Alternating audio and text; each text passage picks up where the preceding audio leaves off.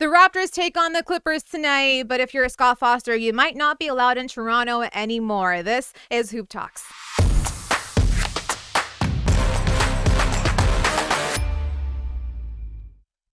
Hey guys, and welcome to Hoop Talks. I'm your host, Noor Zainab. Next to the J Unit, Jelani Goodridge-Reid and Justin Pooni. We look a little bit different today. Yes. We look a little more sophisticated, I like it. accomplished, polished together. New set, new us. And I think I still same feel us. like I've been given more power in this seat. I feel like I'm Judge Judy. I feel like anything you guys say, I can cut off Judge Noor? in a second. I don't know Judge about Noor. that. I should get a Judge Noor sign right Yeah, over we'll here. I see think about it's that. going We'll to be see about perfect. But okay, guys, first things first. The Raptors played against the Denver Nuggets just on Monday, and it was quite the interesting game all throughout, especially the last minute. So we'll break that down for you guys. And right after, they actually take on an ex-Raptors champion, Mr. Kawhi Leonard tonight, and we'll figure out how the Raptors can stop the problem that is the claw. And tonight, we'll have Justin tee up the Ja Morant Warrant Chronicles, and we'll just talk about what's happening and why it's happening and how we can all stop behavior like this in the future. But that's not today's right now's problem. Right now's problem is the Raptors taking on the Denver Nuggets. They lost that game by 5 points. I think it ended up being a closer game than we all imagined it to be. They were leading pretty much the entire time, and the last minute really screwed us over. Before we get to the last minute, which is definitely very highly controversial, let's talk about Nikola Jokic. Joker Is the leading running MVP favorite right now, and he's averaging a triple-double. It's straight up a triple-double, so you can't even deny his greatness. But the Raptors limited him to 17 points. He had, I believe, 9 points in the second half, and he didn't have a triple-double last night. He was one rebound short of it, but it's still not a triple-double. So is that a good night in Nick Nurse's books? I mean, OG played really good defense on Nikola Jokic, made his life very hard. Now, he didn't take as many shots as I would expect him to take, which, Kendrick Perkins might be talking about. Oh, my God. Stat pack. I do not I'm not hear going to about go down that path anymore. But, no, the Raptors, they played really good defense on Nikola Jokic. They made it hard for him. But Jamal Murray stepped up and played it very big, right? He had a very good game, Jamal Murray, 20-plus points. And again, it was a very good game by the Toronto Raptors. They played a very, very good first 3 quarters. They were locked in completely, and I was very impressed with what I saw. Now, the fourth quarter problems did rear its ugly head once again. That's something that they're really going to have to work on, but I can give them kind of a pass on that because they were going up against a team in the Denver Nuggets who are the best team in the Western Conference and one of the best teams in the NBA, if not the best team in the NBA. So there's a lot of positives to take away from the Raptors, but again, come crunch time, they weren't able to bury their opponent. And then we saw the officiating take place, which we're going to talk about in a second too. But Yeah. As for Jokic, right, the guy that I believe is the MVP, the rightful MVP. Okay, we did play him pretty well, right? We saw, like you said, Justin, OG Anunoby, he made his presence felt on that side.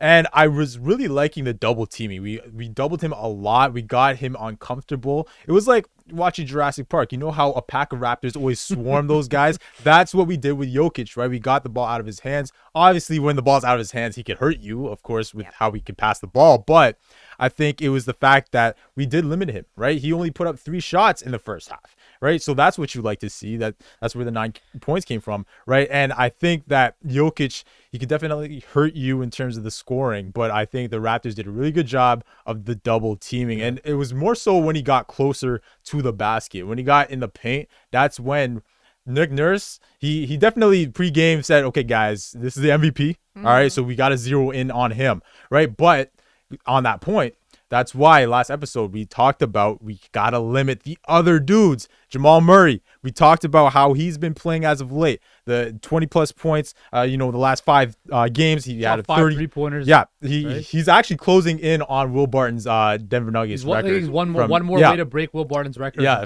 from downtown. So that was another thing. And then the fact of the matter is also MPJ, Michael Porter Jr., he got his looks. So I do like how we played Jokic in terms of shutting down or, slowing him down in terms of the scoring. But he did have, he did do his thing. He did his thing. I'm expecting him to have double-digit rebounds, double-digit assists. That didn't surprise me. That's why I'm like, it's crazy that a guy like Nikola Jokic having 17 points, you're like, you know what? That's a good night for the Raptors. They did well defending him. And the fact that again, like I said, 1 point off of an assist I get, but like not giving him the triple-double to add to his stat list is, Right. to me, it's amazing. But on the side of the Raptors, I thought it was Fred VanVleet that stood out to me the most because he had a team-high 21 points. On top of that, he was also assisting with 14 dimes happening on that court. So I think we've noticed him coming back in the lineup has been so huge for this team. Yeah. He was obviously working slowly into it, but as you saw the second game against the Washington Wizards, how he held Bradley Beal to pretty much nothing in the fourth quarter, and then now doing whatever he can with nobody else really providing. So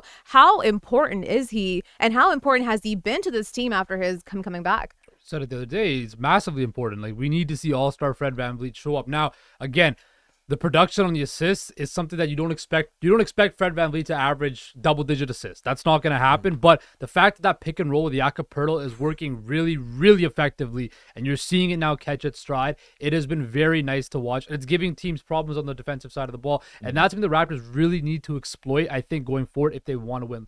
Jakob at 18 points. Fred had 14 assists. Now, the one thing I will say about Fred VanVleet is the three-point shooting is still struggling a little bit. He's 3 for 9 from the three-point range, but I think as he gets back into this flow of things, he starts flowing, you're going to see him fall back up to the mean, the average of what he's at, because he's not a 33% three-point shooter, excuse me. He's more in the 40 percentile range. So I think that will get better as time goes up. And look, the Raptors could take some solace out of this too. Like Scotty Barnes only had 9 points. Pascal Siakam shot 8 for 18, and they still pushed the best team in the West to the very end, right? Yeah. And we'll see what happens once they move to LA because the Clippers are there, and of course the Lakers. But going back to Fred quickly, this is the Fred VanVleet the Raptors need. They need a guy who's averaging 20 plus, controlling the offense, and making the players around him better. That's the way the Raptors are going to make a push for this 6th seed and this plan. Is that Fred VanVleet has to be that floor general and that guy that can put the ball in the basket. I like as you said that Scotty Barnes only had 9 points that night because I think a lot of external factors were playing into the Raptors game. Let's look at the last minute of this game. Thanks to Mr. Scott Foster. He thought this is my time to shine. It's Scott Foster time. I'm going to take over the game.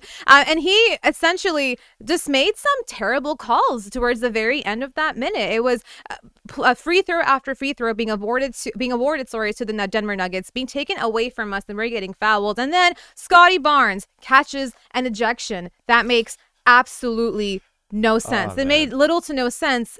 And then afterwards, when Scotty was actually asked about what he thought of him getting that tech and getting evicted from the game, this is what he had to say post game. Yeah, I was just saying something to myself, and then I guess he took offense to it, so it just threw me out of the game. So he was questioning. Let's break this down. He ejected Scotty Barnes because Scotty Barnes was questioning the integrity of Scott Foster in that minute, which might be warranted because Scott Foster was screwing the Raptors over the whole fourth quarter. Yeah. So how fair was this ejection, you guys? It was totally not fair, right? Like, John, I see you're very upset about it. Go explain it. No. Like, as a Raptors fan, I knew it was going to happen, okay? First of all, the fourth quarter Raptors, that's been a problem, all right? And then we understand who Scott Foster is. The fact that you know who the ref is, you know his name, and you know what comes with him, that's a problem. Yeah. All right? That's a problem. We should not be knowing what Scott Foster, for years we've known, who he is as a ref, Chris Paul right? and him, right? Yeah, it's automatic L. Yeah. That's basically what it is, right? So I'm saying to myself that, okay, Scotty had to have said something, right? That warranted that ejection, right? But same way, in the heat of the moment like that, I just find it unnecessary. That's just me. I find it unnecessary. But what I would say is you can't fully, like, I get it. Scott Foster, that whole thing last minute, right? But I don't believe the loss was strictly and solely on the referees. All right. The Raptors had a chance to win that game. All right, let's look at the fourth quarter. Okay, 35 points in the fourth quarter. They got outscored 35-25 in the fourth quarter. There were points in that fourth quarter when the Raptors were up. We were up 8 with like just under 6 minutes to play. All right, we were up 6 with just under like 3 minutes to play. Okay, and you're telling me you can't hold on to that? I get it. Denver's a tough place to play and all of that stuff. They're a contender, the number 1 in the West, all that stuff. But as a fan, I want to see these guys find a way to finish these games. We've been talking about it all year. right? So I think you can't only look at the referees. It's not just them that made us lose this game. The Raptors had opportunities. We talked about Fred VanVleet earlier. Don't forget that turnover. 1:15 left in the fourth quarter. Jokic made his presence felt. MVP play, got in his way. All right. And then I saw, that slick, foul. He baited Jakob into a foul. I think that the MVP plays were there from Jokic late, right? He didn't score as much as we thought, but they were there. And then the problem is just didn't finish. He just didn't finish. But yeah, as for Scott, though, I see you, okay? And you need to stop. All right, Adam Silver, do something about this, okay? You can't have a guy like Scott Foster running these games like it's just like he has a parlay. It's like he had a parlay. He wanted to be the main character, man, and that's what happened at the end of the game. That was, and I saw it yesterday at the Warriors game. I think Jordan Poole bounced past the ball to the ref, and he got teed up. This is okay. At For this what? point, Exactly. It's ludicrous. It just makes no sense. It's ludicrous. You cannot have this.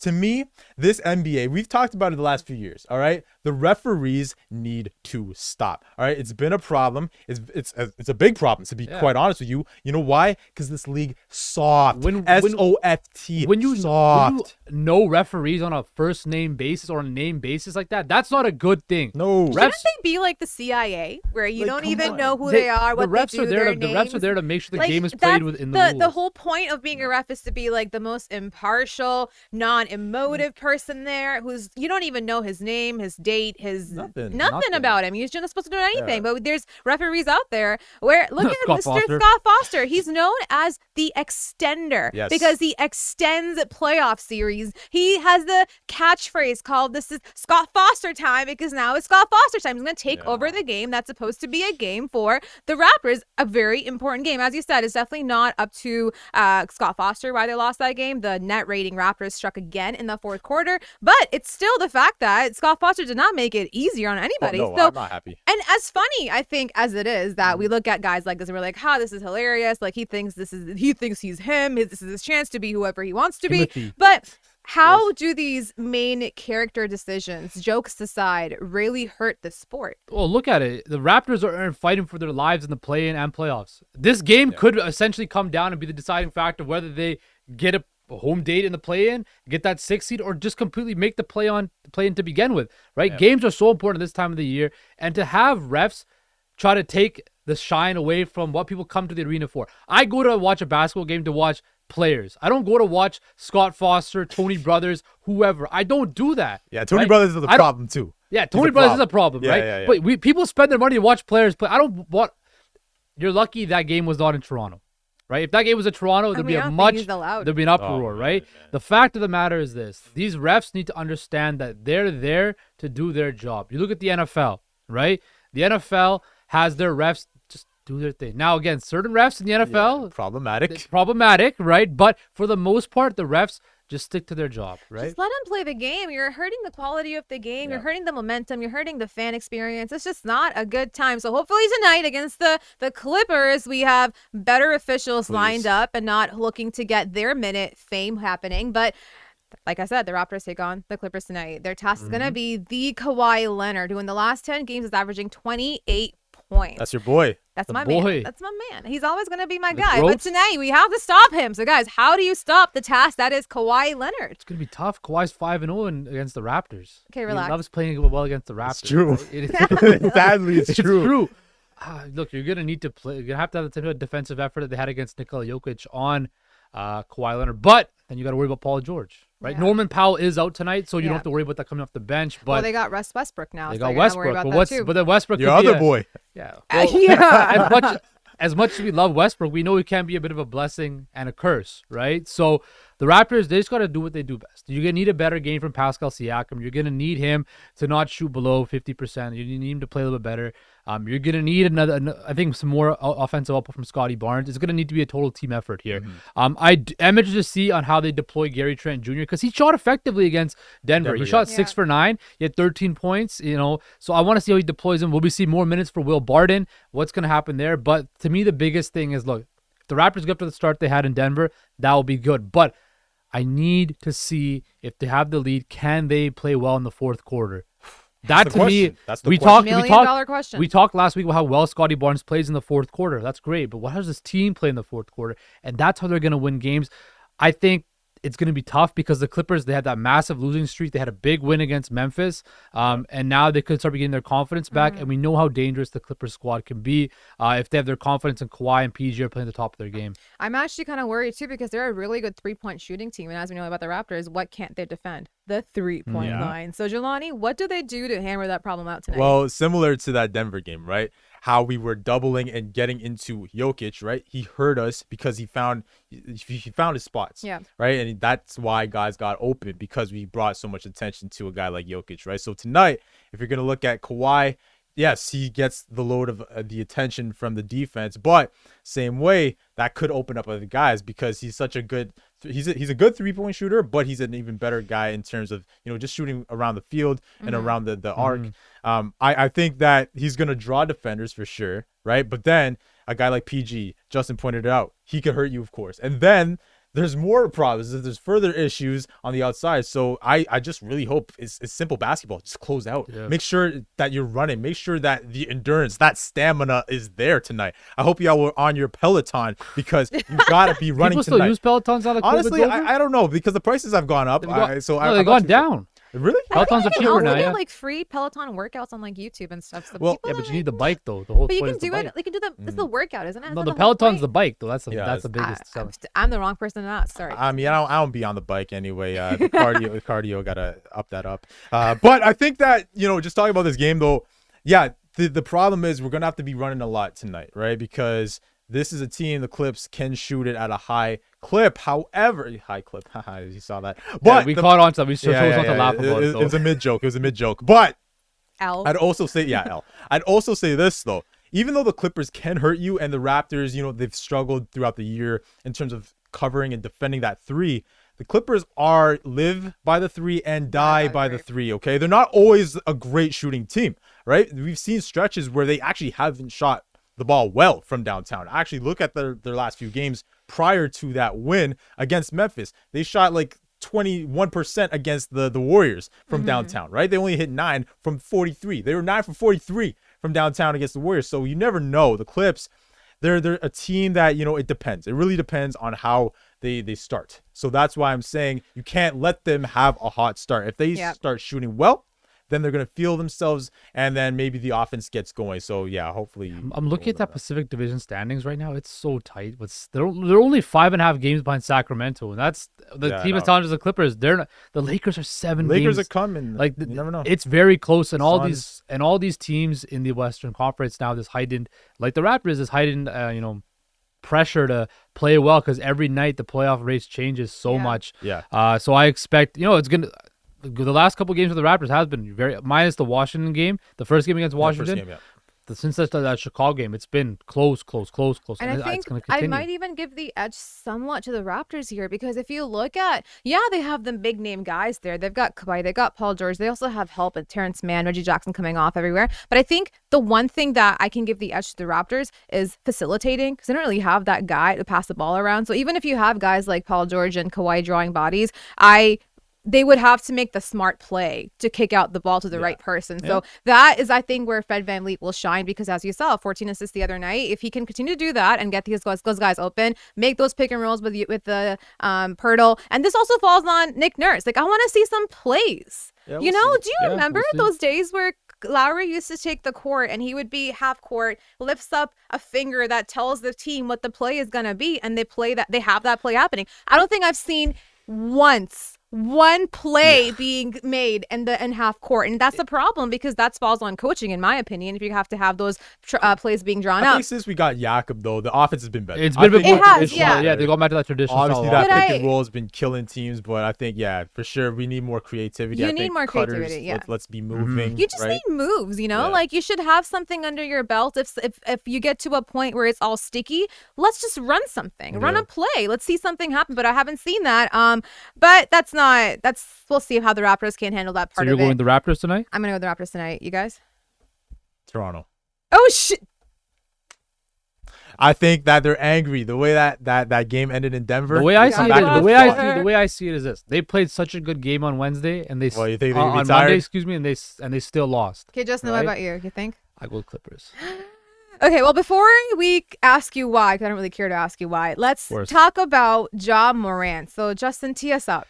Guys, unless you've been living under a rock and you've been unaware of the whole Ja Morant situation, of course, last week it started off that he beat up another teenager, flashed a gun. Then he got in a fight at a Memphis mall at Finish Line. And if you've ever been to Finish Line, staff there is great in the States. I love Finish Line. If you need a sponsor. Jeez. JPB out there. Now, but on Friday, after they played against these Denver Nuggets we were just talking about, Ja Morant went to the strip club and did this.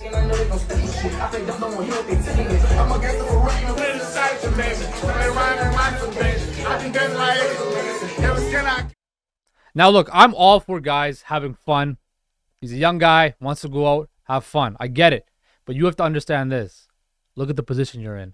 You just got a $200+ million contract from the Memphis Grizzlies. You got a new signature shoe from Nike. You got a Powerade has not endorsed an NBA athlete in 5+ years. Ja Morant, you cannot be doing this stuff. And I'm looking at T. Morant as well as his father. Raised him up to be a great... You've never heard any of this about Ja until now. But T. Morant and Ja Morant need to really look at themselves in the mirror and grow up. Yep. Right? He needs to understand, I'm a role model, whether he wants to be a role model or not. He is a role model to kids. Kids wear his jersey, come to games to watch him play. They play NBA 2K to be Ja Morant. But Ja Morant can't act like this. I've heard countless NBA players this week talk about how, we've been in those situations too, but we hired security. We let the law do it because we understand we're a bigger part of it. Carmelo Anthony got suspended 15 games by David Stern. What did he say? He said David Stern knew who he was with, who he was hanging with, and he's like, if you want to stay with that route, go ahead, but you're not going to be in the NBA, and I have to make an example of you. You have to be an adult. And I just think Ja Morant needs to grow up and understand that I'm an adult now. I'm the breadwinner for my family. I have a certain amount of responsibility, and I have to take that seriously, and I don't think he has. Yeah, I love Ja. You guys know this. He's one of my favorite players in the league, but the way that we're seeing him act, the way we're seeing him behave as of late, I don't like it. So you said it best. He's in a prime position right now. He's a young player, superstar player, right? And remember, he's a father, okay? People forget that. Everyone wants to talk about T. Morant. He's also a father. He's got to lead by example in that area. And, of course, with the kids, across Memphis and Tennessee and everywhere, right? So I just think he's got to chill. He's got to chill. Just stick to the hooping. Hopefully people in his camp will help him out. We'll see what happens with the investigation with the NBA. Could be a 50+ game suspension, too. We've seen it with Gilbert Arenas. Well, I have a solution. I actually saw this on Twitter. It was, if you want to punish him, send him out to a country that has gun laws. Right. You know, where would that be? Do you own a gun? Do you own a gun? I don't own a gun. I don't know where to own a gun from. I know where this is going. Can we own a gun? I don't know how to own a gun. I think they should move him to like a city like Toronto. I think that would be a fantastic move. You think a guy like Ja would flirt with the guns. nightlife like the Toronto has? Ah, man. Think about it like that. That kind of, no, we didn't think about that. You guys didn't think about that. John, King Street West, that might not be a good scene. Yeah, but where is he getting access to the firearms? There's not going to be any firearms. Look with the nightlife in Toronto. You know? That's fine. You can see James Harden going off with the nightlife. He can do what he wants. That's okay. That's not a problem. Me and John the booth at 44. It's more so keeping him away from the problems, and the problem will not be presenting itself in Toronto. So if anybody wants to, T. Morant, if you want to give your son a bright future, think about Toronto. We're in a bad spot to be. But speaking of Toronto, we play against the Clippers tonight, playing against one of our favorite ex-Raptor champions, Mr. Kawhi Leonard. Let's see if the Raptors can get this win. They need to. They need to get one of these wins either tonight or on Friday, against the Lakers. So time is ticking. We're all watching. Hopefully the Raptors can pull this one out, and we'll see you guys next time.